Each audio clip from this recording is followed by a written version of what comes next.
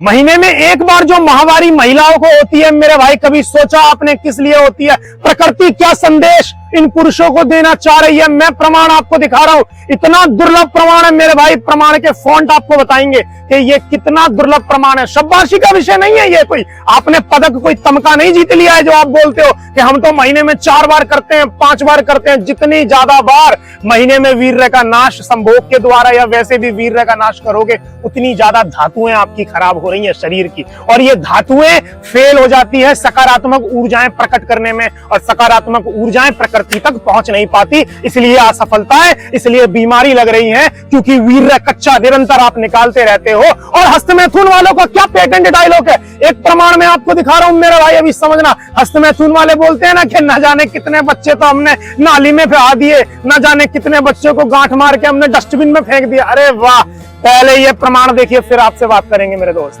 पत्नी के साथ जो महीने में 4 बार कर रहे हो ना, अपनी मनमर्जी चला रहे हो, भैया क्या अनर्थ कर रहे हो आप? पढ़ो जरा। हमारे जो प्राचीन आयुर्वेदाचार्य हैं, सुश्रुत संहिता में लिखा हुआ है, उनके मत से भी वीर्य 1 महीने के पश्चात बनता है।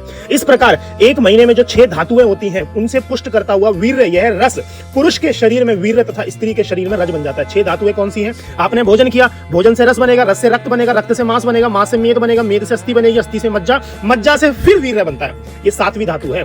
और समझिए जरा, यहां से रस से रक्त बनने में, रक्त से मांस बनने में कितना समय लगता है? यहां लिखा हुआ है, रस से लेकर मज्जे तक प्रत्येक धातु 5 रात दिन और 1.5 घड़ी की अवस्था में रहती है, अर्थात 30 दिन तक या 30 दिन में वीर्य बनता है। और आप यहां पे लिखा हुआ है 1 मास से पहले मैथुन करना निषेध क्यों किया गया है? वह इसलिए कि इससे पहले वीर्य जैसे ही बाहर निकलेगा, सब धातुओं में शीर्णता आ जाएगी, क्योंकि वीर्य तो अंत की धातु है ना मेरे भाई। धातुओं में शीर्णता आ जाने से शरीर निर्बल हो जाएगा, फिर रोग उत्पन्न होंगे। इसीलिए आप देख लीजिए मेरे भाई, स्त्री का जो ऋतुकाल होता है वह मास में 1 महीने के पश्चात ही आता है, या महीने में 1 बार ही आता है। यदि यह बात प्राकृतिक ना होती तो ऐसा होता ही नहीं।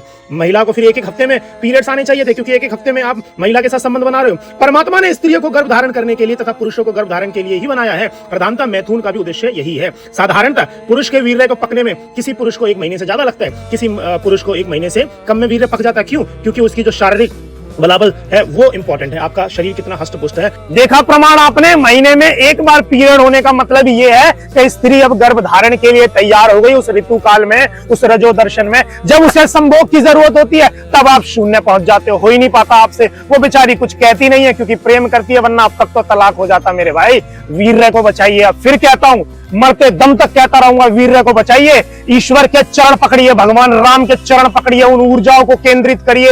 ये फिजाएं आपको देने के लिए परेशान है मेरे भाई। असीम शक्तियां आपके भीतर है, वो शक्तियां पहचान लीजिए, बस कृपा हो जाएगी। मिलेंगे आपसे अगली वीडियो में। सीताराम, अपना ध्यान रखिए।